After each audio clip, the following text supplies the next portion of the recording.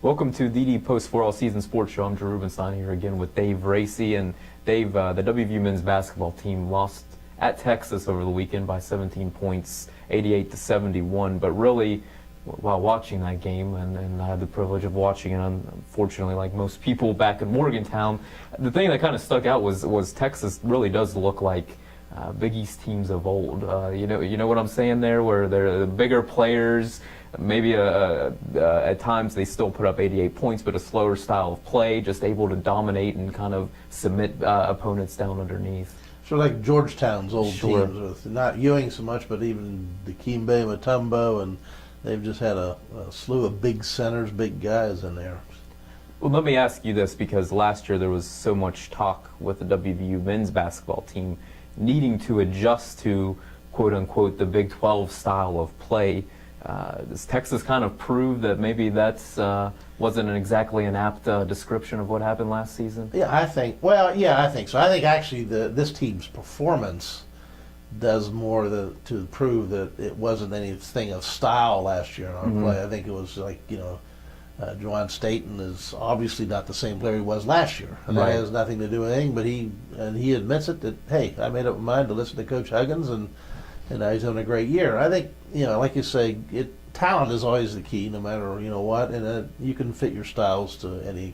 I don't see a big difference really among basketball schools so much. Like football's a little bit different, but basketball, all these schools look the same. The good ones, Arizona, they're not light, or they have big guys and stuff. And every good team's got big guys and good players, and no matter what conference you come out of, I don't think there's a big difference like that in football. I think you're probably right. You look at Syracuse, and they've obviously adjusted well to the ACC. And ACC hasn't adjusted very well to them, obviously. But it goes that way. And then you look at, even in the Big East, the old Big East, the Georgetowns, Louisville, Syracuse, Pitt, you couldn't get a different variety of style of plays there. So, that said, you mentioned what Staten's done. WVU hasn't necessarily used that as an excuse this year. And you kind of hit on Staten. Is he really the biggest difference between West Virginia last year and this year? I wouldn't say he's the biggest difference. No. I wouldn't say it's the only difference. I think, Harrison Henderson have both gained a year, and they've upped their game. And I think, I think Adrian's done a nice job of coming in and helping. He's given him a sort of a cog in there that he didn't have last year off the bench, or even if he's starting. So I think there's quite a few things going for there, but obviously Staten's the biggest, and he is the point guard. It's his show, and he's running it, and that makes a difference. You mentioned Nathan Adrian. That was the next guy I was going to ask you about. There's been a lot of discussion about Juwan Staten, Aaron Harris, Terry Henderson, but I don't know how many people locally really expected maybe Nathan to do what he's done. Not that he's gone out and had double-figure scoring games every night like he did against Texas, but just from his ability to kind of withstand and even defend players within the Big 12, it seems like he's come along pretty nicely. Well, these are the kind of players you need to build a good program. You can't have 5 All-American, high school All-Americans on your team, because someone has to share the ball and do the dirty things. And I think, Nathan's that kind of player. I think, he can shoot, he's skilled, he can handle the ball, he can do lots of things, he can fill in many niches, and I think it's a perfect kind of complementary player you want on your basketball team. And I think it's a good, one of Bob Huggins' best recruits was right here in Morgantown, I think.